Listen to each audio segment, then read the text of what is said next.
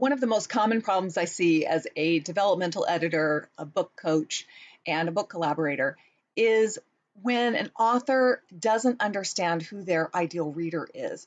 And the most challenging problem is helping people get over the hump and understand the difference between their ideal audience and their ideal reader. So I'm going to go over one of my most popular resources and something that I give to every client in the beginning of our relationship. And I hope that it helps you if you're my client and you're watching this. If you're a literary agent, feel free to share this with your clients and whomever you wish. And of course, it's also for my workshop participants. So let's go through this, because even when I created this resource, sometimes there's a disconnect. So I think that a video is going to help to make some of these connections for you. All right, let's talk first. And you can see, well, it's going to populate slowly here. So I've gone through and I've explained some of this in the document. And then there's some little exercises that you can do to help you get this in writing. Because one of the things that I find in my own writing and when working with clients is defining the scope of a manuscript. Okay, so what gets to go in, but also, and perhaps even more importantly, what is going to be excluded from the content of the book. And the way you make those choices is to constantly go back and say, who is my ideal reader? What problem does my book solve for them? Or what entertainment value do they want from my book? So if we have this documented, we can keep coming back to it and go, oh, that's interesting, but is it relevant to this reader, right? Because we have millions of ideas, and the more we get into things, things can just blow up. And then we wander all over the place, and our readers get frustrated, and they don't get what they want out of our book. All right, so that's kind of the why and the problems that this is trying to solve. And so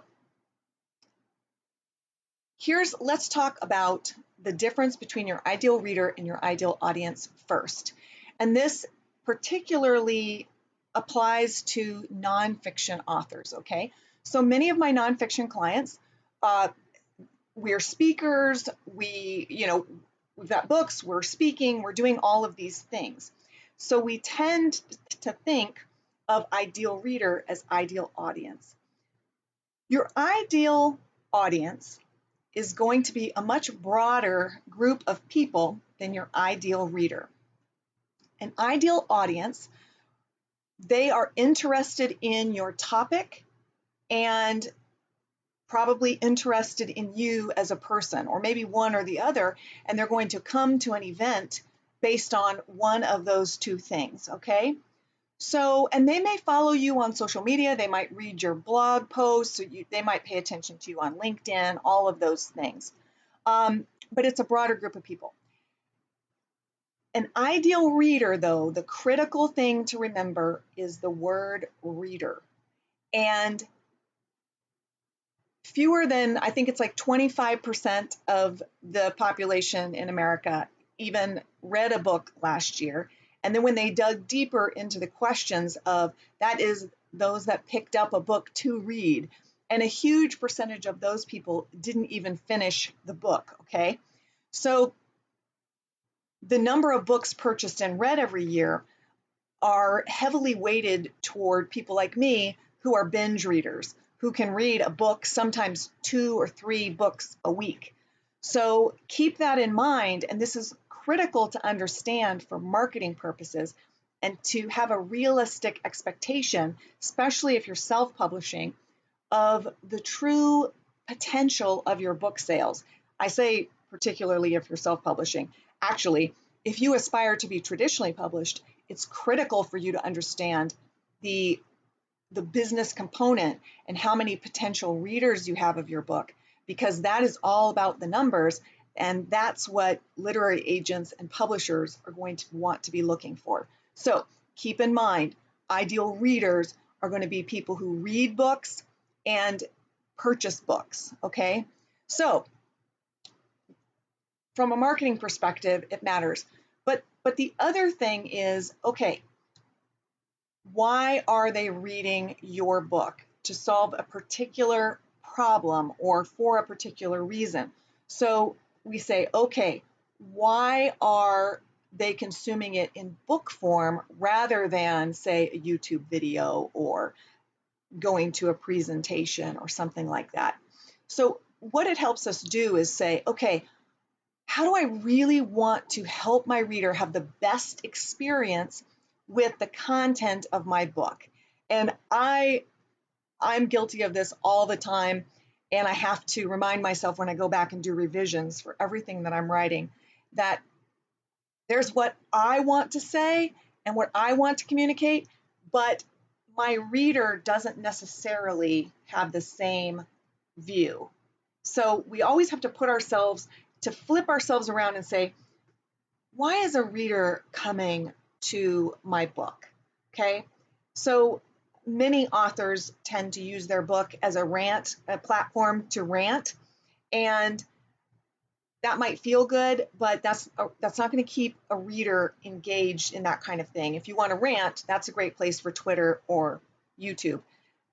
That's the place for that where you might get more traction. But in a book, can you sustain a rant through the whole thing?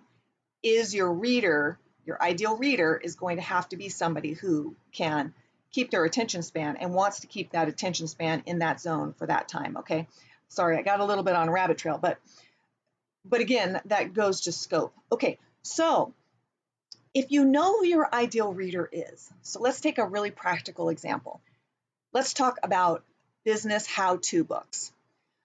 Let's talk about a management book. Now, if you understand that you're writing to a stressed out group of people, those are your ideal readers. They have a problem to solve and they're coming to your book. They don't have a lot of time. They're stressed out. They need answers quickly and succinctly.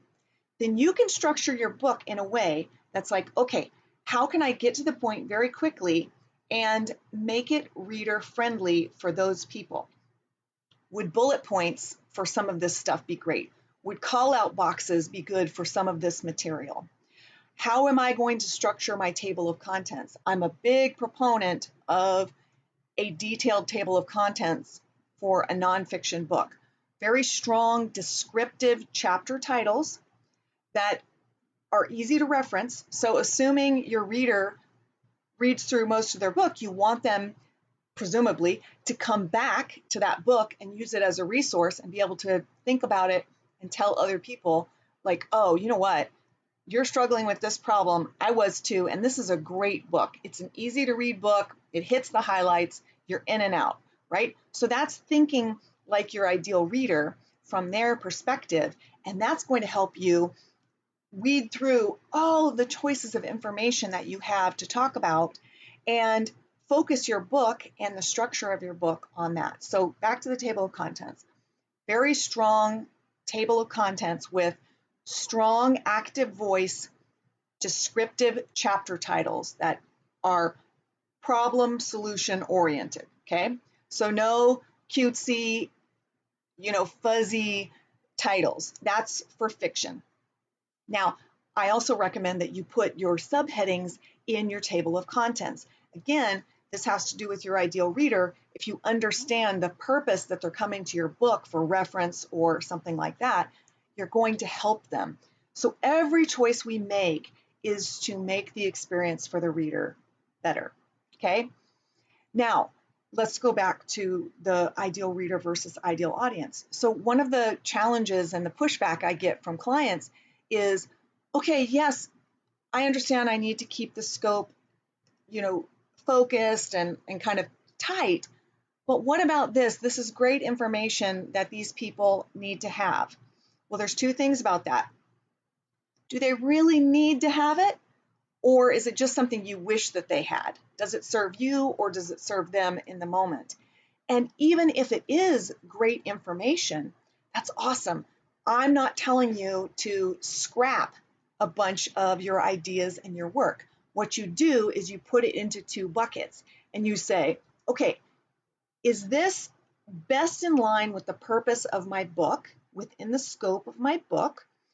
Or is this additional content that would best be used elsewhere, in a blog post, in a YouTube video, as a tweet? It's amazing how many times you can take what you think is going to be 200 to 300 words and condense it into a tweet or some little one paragraph Instagram post or something like that and have it be just as powerful. So if you can think like that, you can make those choices of, okay, how do I keep the book focused? What does that reader want? How can I specifically speak to them? And then how can I use this other material to establish and build my platform and my personal brand and point to the book? This information out there. If you want more information on this, you can read the book, okay? So we've got multiple points. All right, so this is just gonna walk you through this process of, okay, what's the purpose of my book?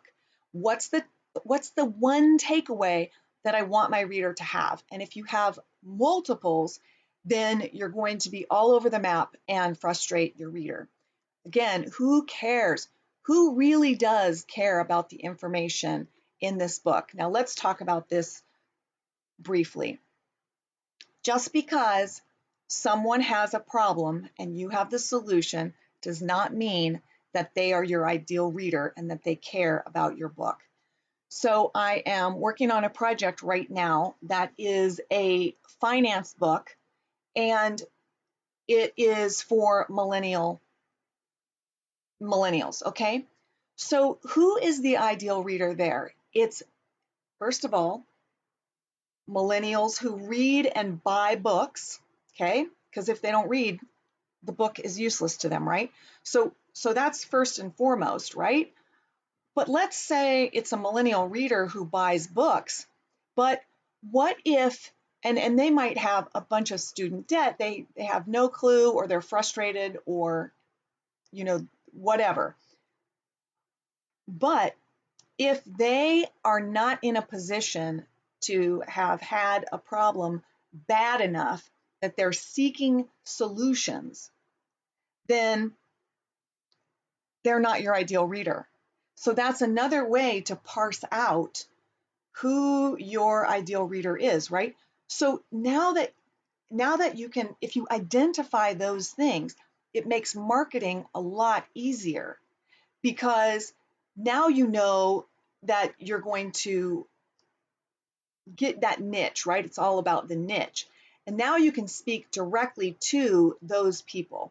You can say specific things like, you are experiencing XYZ, and you have a proactive mindset. You don't want to wait till the last minute. You don't want to sabotage yourself, all of those things, right? That hooks them in. That says, here's your problem, here's your mindset. And they go, yep, that's me, that's me. And then they say, then the author can say, okay, here's who I am, and here's why this is a great solution for you. But you can't make those promises of, hey, this is a great solution for you, if you don't know what motivates the person who's reading your work. So we've got to figure out who really cares about what I have to say, because need and want are completely different things. And also keep in mind that there's often a gap between recognizing our need and deciding that we want a solution, but actually getting up the courage and the fortitude to act on that thing. So there's going to be people who are in that cognitive dissonance phase of life, and we all go through that, and that's okay. Your job as a writer is to meet them where they are and to say, hey, I'm going to help work you through that. And then, you know, then you can speak to a little bit broader group of people, but you've embraced those people who you can help immediately and those who are in that still in that research phase. All right, who's your competition? This is pretty self-explanatory. I have done another video about identifying your competition.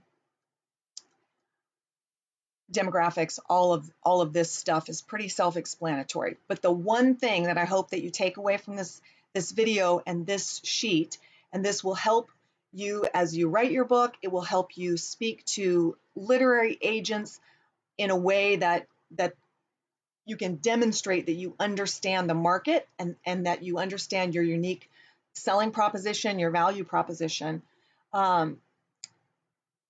is understand the difference between your ideal audience and your ideal reader, and then figure out how you are going to use that information that you have to concentrate your efforts and decide which effort and which content goes in which bucket, and how you're going to use that tactically as you move forward in your book project. Okay, I hope that helps. If you have any questions, you can feel free to shoot me an email through my website or directly kristen@kristeniris.com, and it's KRISTENIRIS.